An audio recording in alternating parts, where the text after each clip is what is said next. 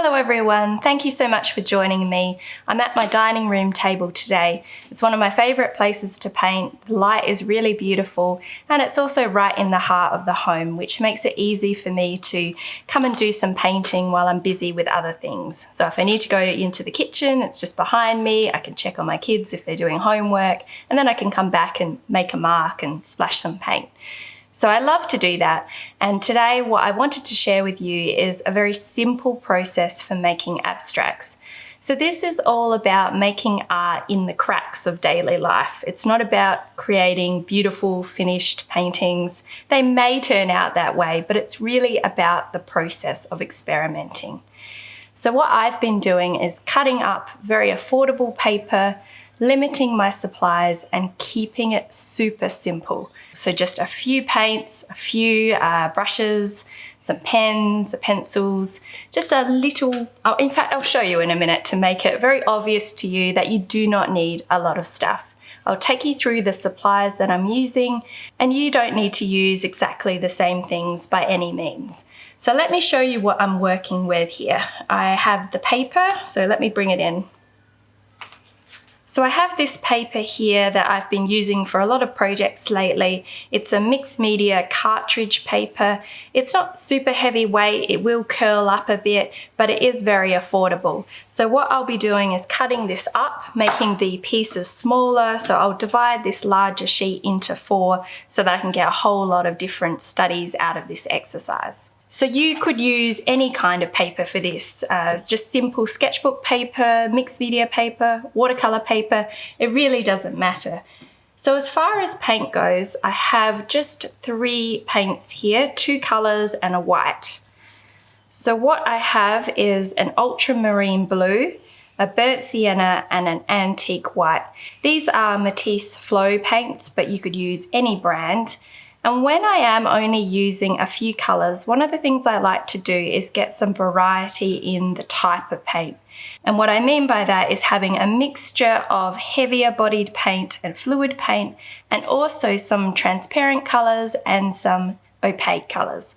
So what I have here is an antique white, which is an opaque colour, and you can see that by the very black square there that's all filled in. I have burnt sienna, which is a semi-transparent colour, and that's in the fluid type of paint, so it's quite runny. And I have an ultramarine blue, which is very transparent, the most transparent type of paint. So I have a variety in there. In the 3 colours that I've chosen, I've got a good mixture of formulations, transparency, and I'll be able to create a lot of colours just from these 2 paints. So for my mark making supplies, I have a Van Gogh oil pastel. I also really like the Sennelier brand of oil pastels, but the Van Gogh is a little bit firmer. So if you prefer a pastel that's not quite so sticky and soft, you might enjoy that brand. Then I have the Derwent Coloursoft pencil, and that's in an ultramarine blue, so the same colour as the paint that I chose. So I have a Posca paint pen. These are filled with acrylic paint. So this is a white one in a fine tip. And then I also have a thicker one in an ivory colour. So I have a bunch of brushes here. I like to just grab a handful with different shapes. So I have the flat brushes in the Dina Wakley brand. So this is a 1.5 inch, a couple of 1 inch brushes. I have a mop brush, so it's got a rounder head, and that's the Princeton Select brand, size 1, I think, no, 3/4 inch. And then I have a size 6 and a size 2 round brush, also the Dina Wakley brand. The Dina Wakley brushes are very firm, while the mop brush is quite soft. So again, you have that contrast. And then over here, I have a Princeton Catalyst mini blade. If you've taken my classes, you'll know I use these a lot. Sometimes I use them for mixing paint like a palette knife. Sometimes I just use them for smearing the paint around on the page. So there are all the tools that I have. Oh, I also have a C sponge here, which I often use with stencils. And the last thing I have is a stencil. So this comes from Stencil Girl products. It was gifted to me quite a long time ago, but I'm now just starting to really get into using stencils. And this one here has a really nice shape to it, kind of reminds me of pebbles or rocks. So I'm going to incorporate that into my process to speed things up. Okay, so let's get the paper ready.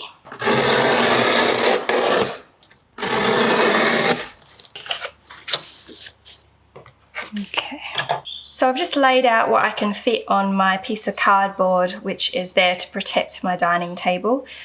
I also have a disposable paper palette here, and that's what I'll be using to mix my colours up on. So I'll just pop that there, and I have some water and paper towel as well. So to get started, I want to mix up some acrylic paints and show you all the different colour combinations you can get from combining these colours together. So if you remember, I only have 2 colours and white, so it'll be interesting to see all the mixes. So I'm going to start with adding a little bit of this blue and burnt sienna together over here. And you can see we have like a nice navy blue coming through. So I'm going to get some of that down onto these sheets, and then we'll keep mixing as we go, and you'll see some of the other colours. So I'm just going to quickly get this colour onto every piece in front of me, but each piece I'm going to use a different kind of shape. So I'm going to come now with a pencil, because I just thought it would be really great to scrape through that wet paint, get something into that.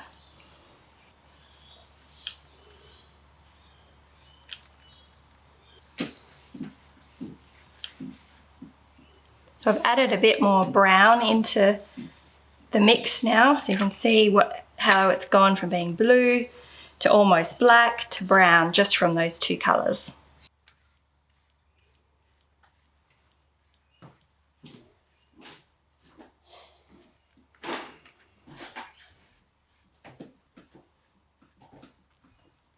So I'm going to scrape again through the wet paint. This time I'm using the mini blade from Princeton.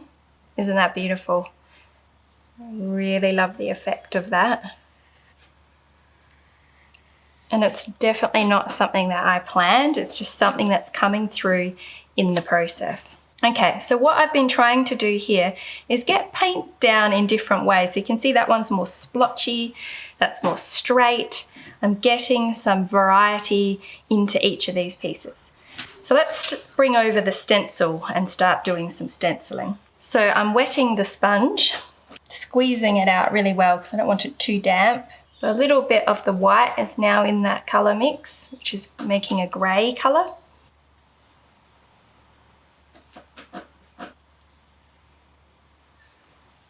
I'm very gently dabbing the sponge over the stencil.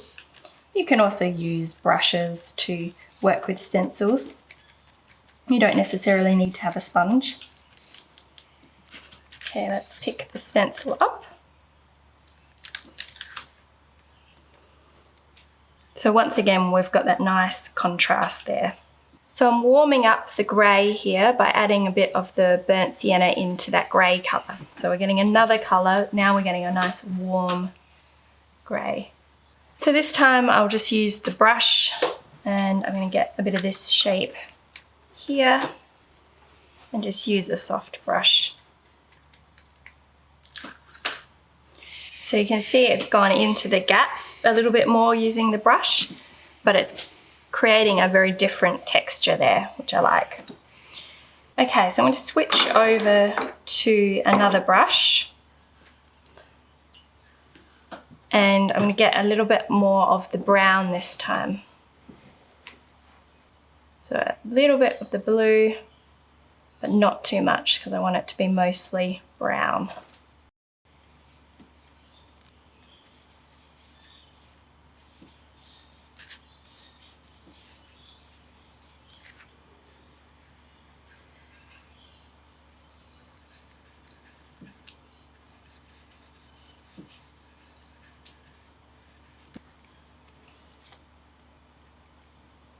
So now I will add some of this antique white into that brown to start getting a lighter colour. So this is going to be much, much more opaque and provide an interesting contrast to some of these more transparent layers. So we're just going to do that on this one over here as well, so add some opaque colour over the top.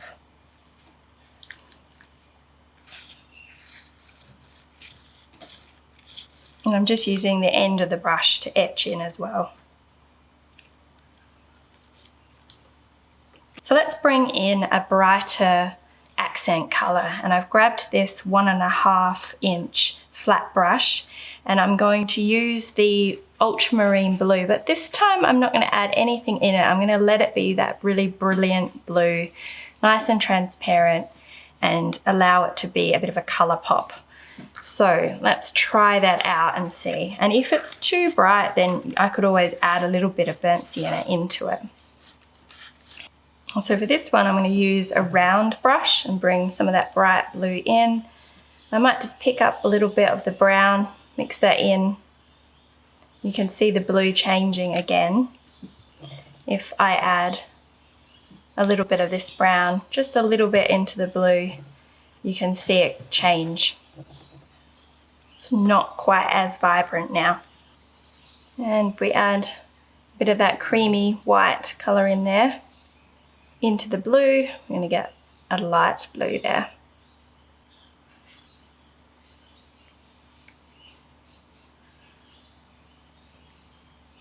Okay, so I'm just going to add a little bit more paint to this one and then leave it to dry, which won't take long, probably just 10 minutes or so. And then I can come back and add a few marks using the paint pens and the pencil and the pastel. So it can be a bit of a two-step process, which is also good if you're busy, because you could do one part and then go off and do something else and then come back later and just spend a few minutes adding little details. So just to finish off, I'm going to add a bit of a lighter colour onto this one. Okay, I've just had my afternoon coffee and a little bit of paint pondering, and now what I'm going to do is add a few last minute marks without really thinking too much, because this is an experimental process. But one of the things that I like to do is look really closely at what you have and see if that inspires anything. So I'm really loving the sort of dotty texture that's coming through in this fluid paint. I added quite a bit of water to this, and it's giving it that very much an undersea feel. What else is sort of showing up to me? I really like the little textures here, the indentations in the paint.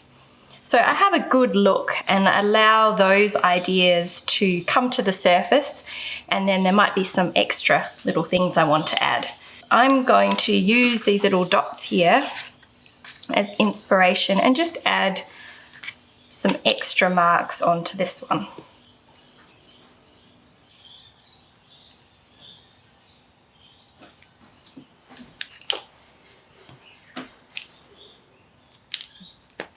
Okay, moving on to the next one. So this one here, I really like these rounded, sort of almost like hill shapes. So I'm going to grab my oil pastel and I'm just going to come through with a mark using this and kind of emulating that sort of round texture. So for this one here, I have the fine white Posca paint pen, and I'm looking at these brush strokes, and I think I'm going to bring a line through. So I'm not really loving this one, and that will happen sometimes. You might choose something that you don't particularly love. It's not working super well. But what I might do is bring a bit of paint over the top of it. Also, my Posca paint pen is struggling a little bit. It's kind of on its last legs. Got a bit of this white paint here left over. So I wasn't really loving the way that stencil showed up anyway. So I thought, why not use it as an opportunity to add a bit more contrast in.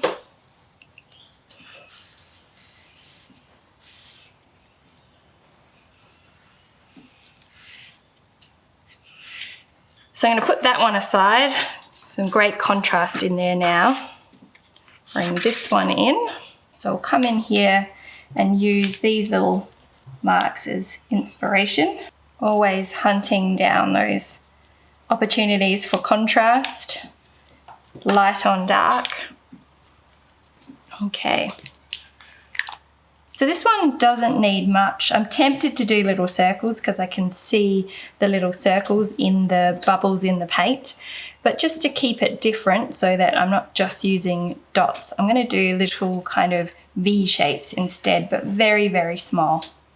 Okay, so that's where I'm going to leave it. I hope you've enjoyed coming along with me as I shared with you a quick way to make art and to come up with ideas for your abstract paintings. This is all about playing and finding opportunities for contrast. So there's lots of areas here of transparent paint, opaque paint, sharp lines, softer lines, different kinds of brush strokes, all sorts of different things. And I found it really fun, so I hope that you do too. And you can do it with any colors, any supplies, any kind of paper. It's really about just spending some time with your art and having fun. So I hope you enjoyed it.